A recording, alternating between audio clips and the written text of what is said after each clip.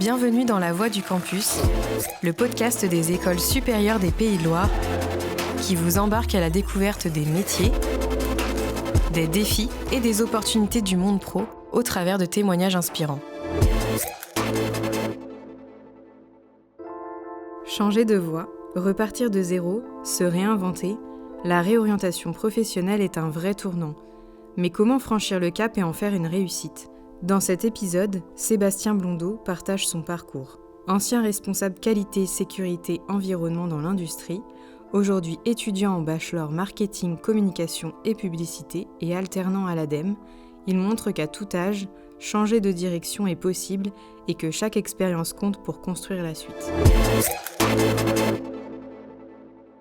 Donc, je m'appelle Sébastien, j'ai 33 ans, je suis actuellement en reconversion professionnelle et je réalise un bachelor marketing, communication et publicité à IPAC Bachelor Factory. En fait, en initial, j'ai réalisé un DUT hygiène, sécurité, environnement que j'ai réalisé au Havre. Ensuite, j'ai fait une licence pro technicien animateur sécurité, donc vraiment un parcours très axé sur la partie hygiène, sécurité, environnement. Donc, j'ai fait une première année de master responsable qualité, sécurité, sûreté, environnement en alternance dans une société de plasturgie qui m'a ensuite proposé un contrat en CDI. Donc j'ai pris un poste d'animateur QSE et au bout de quelques années, en fait, j'ai souhaité un petit peu changer d'entreprise et de région. Et donc j'ai déménagé sur Angers parce que c'est là où j'ai réalisé ma licence professionnelle technicien animateur sécurité. Et du coup, j'ai été embauché dans une société de métallurgie spécialisée dans les entreprises aérodéfense. J'ai travaillé pendant 5 ans dans cette société où j'ai pu évoluer. Je suis monté en tant que responsable QSE. Et en juin 2022, il y a eu une vague de licenciements économiques et du coup, mon poste en faisait partie. Et donc, à partir de ce moment-là, en fait, c'est là où s'est lancée la phase de reconversion professionnelle.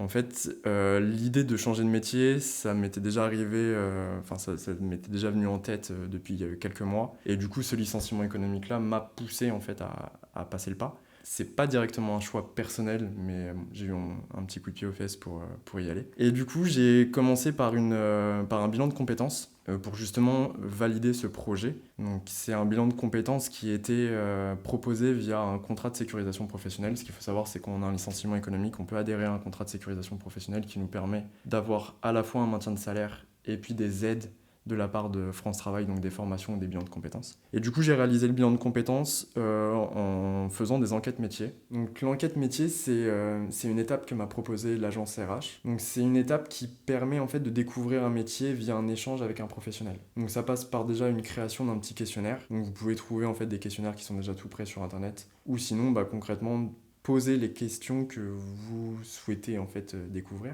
Et après, en fait, par tous les moyens, vous pouvez contacter les professionnels. Donc moi, personnellement, je suis passé principalement par LinkedIn. Donc j'ai tapé chargé de communication et j'ai pris tous les contacts qui ressortaient de ma recherche. Mais après, vous pouvez aussi faire ça avec des gens de votre entourage si justement vous avez des proches qui font ce métier-là, avec des amis ou même aller directement dans les entreprises ou des agences pour voir s'il y a un rendez-vous est possible et un entretien. Et j'ai aussi eu l'opportunité de réaliser 2 stages d'immersion, dont un que j'ai pu faire à l'ESPL, donc qui m'a permis en fait de voir un petit peu le métier de chargé de communication dans son quotidien. Et c'est ce qui m'a permis de valider ce choix. Donc ensuite, je suis passé dans la phase de recherche d'entreprise, recherche d'alternance. Donc c'est vrai que c'est quelque chose qui est quand même assez compliqué au vu de mon âge, parce qu'on a quand même pas mal de petites barrières, principalement sur la partie salariale, parce que vous êtes payé directement au SMIC. Mais vous avez aussi un avantage au niveau du savoir-être en entreprise. Donc voilà, ça reste quand même assez compliqué de trouver une alternance. J'avais quelques pistes, dont une au 6e régiment du génie, à Angers.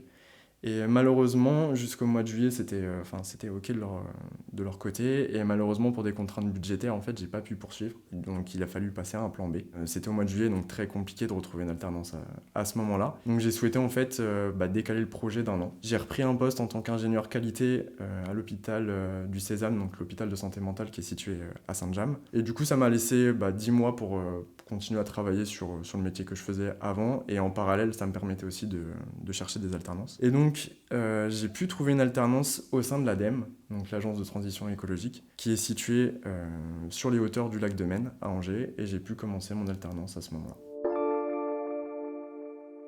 C'est vraiment le bilan de compétences qui m'a permis de valider ce projet, en fait. Et vu que le bilan de compétences était bien en plusieurs étapes, où il y a une partie de recherche et d'information sur les métiers, des enquêtes métiers, donc là c'est carrément des interviews en fait, avec plusieurs professionnels de plusieurs domaines, ou plusieurs secteurs spécifiques. Et donc des interviews où on peut leur demander leur quotidien, par quelles études ils sont passés, vers quelle évolution on pourrait aller. Donc ça m'a permis de valider le projet sur la première étape. Et la deuxième étape, c'est vraiment les stages d'immersion, qui là permettent vraiment en fait, de mettre en application ce qu'on a pu voir et de valider concrètement en fait, si on souhaite poursuivre ou pas.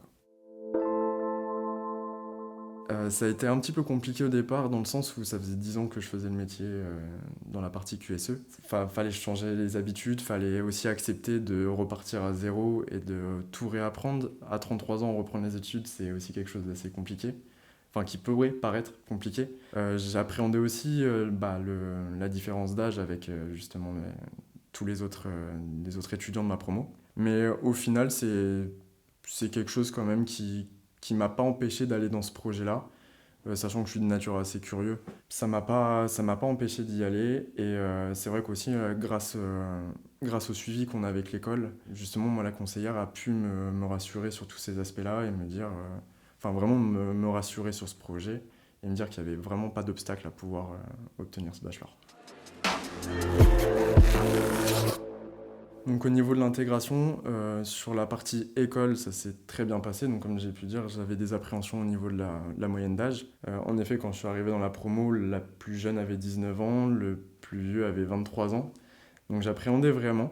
Mais au final, en fait, je suis tombé sur une promo de personnes très matures, vraiment pour leur âge, très ouverts. Et donc ça m'a libéré totalement. En plus, je suis de nature assez timide de base, donc là, ça m'a posé aucun frein. Et concernant l'entreprise, pareil, pas trop d'appréhension, pas trop de blocage, parce que ça restait le milieu professionnel et je connais un petit peu quand même. Donc non, franchement, au niveau de l'intégration école-entreprise, ça s'est super bien passé et c'est pas du tout un frein pour y aller, quoi. Au niveau des compétences que j'ai pu transférer de mon ancien job, il y a concrètement la gestion de projet. Parce que sur la partie communication, on a quand même des projets de campagne de communication. Et moi, à travers mon ancien métier, j'avais des gestions de projets, de qualification de produits ou de mise en place de sécurité dans les ateliers. Donc ça, c'est vraiment la première compétence qui était commune. Et la gestion des risques. Moi, le risque, c'était mon métier principal. Le risque, que ce soit sur la production ou sur les travailleurs. Et c'est vrai qu'on a pu voir aussi cette année, au cours de la formation, que la création d'un événement, il y a toujours un risque. Les campagnes de communication, la communication vers un public, il y a un risque. Donc c'est vraiment les deux aspects qui sont les plus similaires. Concrètement, à l'ADEME, je suis chargé de communication pour un aspect communication interne et communication externe. Donc sur la communication interne, je travaille sur le développement de l'intranet de la société pour vraiment favoriser la communication interne au sein de l'entreprise, sachant que l'ADEME, ça reste quand même une entreprise avec plusieurs sites situés en France et en Outre-mer. On est au total 1500 salariés. Donc voilà, ça permet de favoriser la communication. Et sur la communication externe, j'ai pu travailler sur la mise en place d'une campagne de communication et de promotion d'un site internet. Alors au niveau de la principale surprise, donc c'est une bonne surprise, mais c'est la multitude d'aspects qu'on retrouve dans la communication.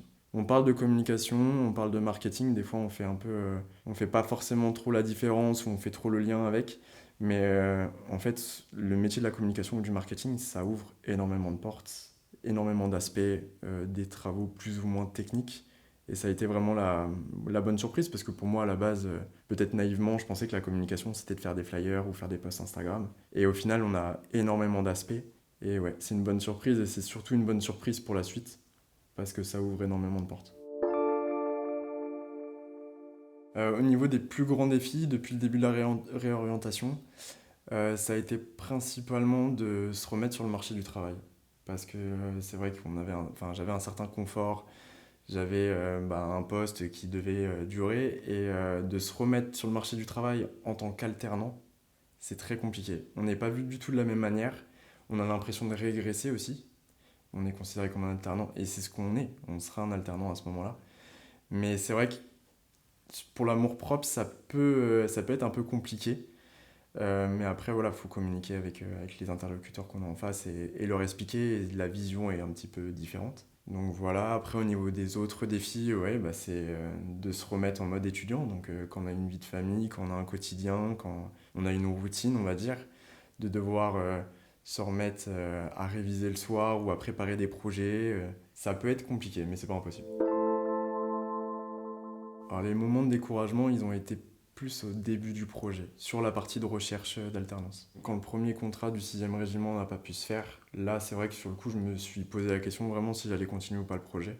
Et sur l'année d'après où j'ai recherché mon alternance, c'est vrai que le fait de se prendre des réponses négatives et de pas forcément avoir le retour derrière, donc on ne sait pas si c'est lié soit au manque de compétences, soit à l'âge, concrètement ça peut décourager, on peut se dire en fait on est trop vieux pour ça, mais pas du tout. Encore une fois, ça dépend vraiment de l'interlocuteur et de la société qu'on a en face. Et j'ai pu avoir l'occasion d'avoir 1 ou 2 entretiens où l'âge au contraire était plus un point fort et au moment de l'entretien, on me le disait, c'est pas un souci. Donc ouais, découragement plus en début de projet, mais après, une fois qu'on a signé le contrat et qu'on commence les cours, il n'y a plus de raison de se décourager. La plus belle réussite pour le moment, c'est l'obtention du diplôme. Ça a été principalement ça.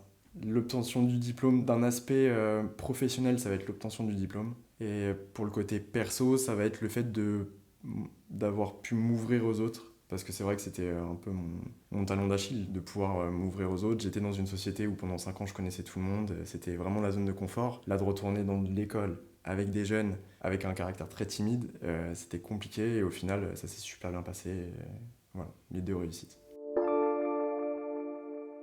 Au niveau des conseils que je donnerais à une personne qui souhaite se lancer dans une démarche de reconversion, déjà de foncer sans hésiter et de se faire accompagner. Je pense que ça peut être intéressant justement de passer par une phase de bilan de compétences, d'être accompagné, donc ça peut durer aussi bien 1 mois que 6 mois, mais vraiment d'avoir une bonne démarche pour vraiment bien analyser le projet, parce que voilà, on reste quand même à des âges où on n'a pas trop d'années à perdre non plus, donc pour vraiment bien ficeler, pour faire toutes les bonnes étapes de recherche et de validation, et voilà, après de foncer une fois qu'on est sûr de soi.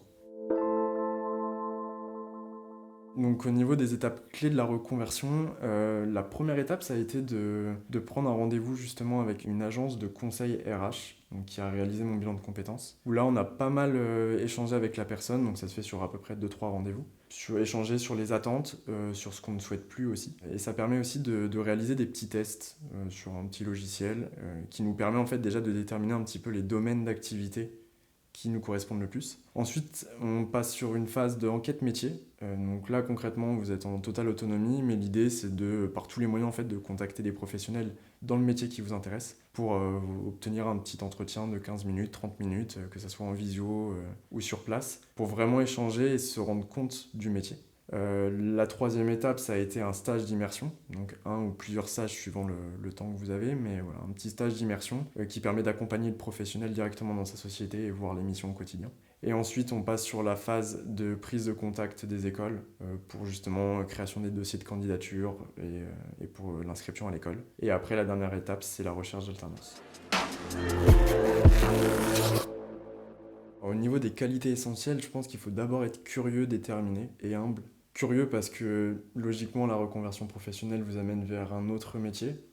Donc si vous n'êtes pas curieux, ça va être compliqué par la suite justement d'accepter de réapprendre et de redécouvrir. Déterminé parce que ça reste quand même un parcours qui reste assez compliqué à nos âges. On n'a pas forcément les mêmes avantages que les jeunes étudiants. Donc si vous n'êtes pas déterminé, malheureusement, vous pouvez vite vous confronter à des obstacles et avoir l'envie d'arrêter. Et humble, parce que malgré le fait qu'on puisse avoir 1, 2, 10 ans, 20 ans d'expérience, il faut accepter qu'on repart à zéro et qu'on va devenir novice sur un métier. Alors au niveau des ressources pour se reconvertir, déjà ce podcast, je pense que ça peut être déjà intéressant. Et ensuite, concrètement, j'ai pas de ressources livres ou sites internet, mais les enquêtes métiers. Pour moi, l'enquête métier, c'est vraiment le moyen qui permet de découvrir la réalité du métier auprès de professionnels qui sont là en fait depuis, pareil, soit 1 an, soit 20 ans. Mais c'est le meilleur apport, l'échange avec les professionnels. Si je pouvais parler à mon moi d'avant, je dirais t'inquiète pas, ça va bien se passer. Tu feras peut-être pas le bon choix dès le début, après post-bac, mais il y aura toujours moyen de te rattraper et de découvrir un métier qui plaît. Merci à Sébastien pour ce témoignage sincère et inspirant. Sa réorientation nous rappelle qu'un changement de voie n'est pas un échec, mais une nouvelle page à écrire. Son parcours, de la QSE à la communication, montre qu'il n'est jamais trop tard pour se réinventer et que l'audace et l'envie d'apprendre peuvent transformer une transition en véritable opportunité.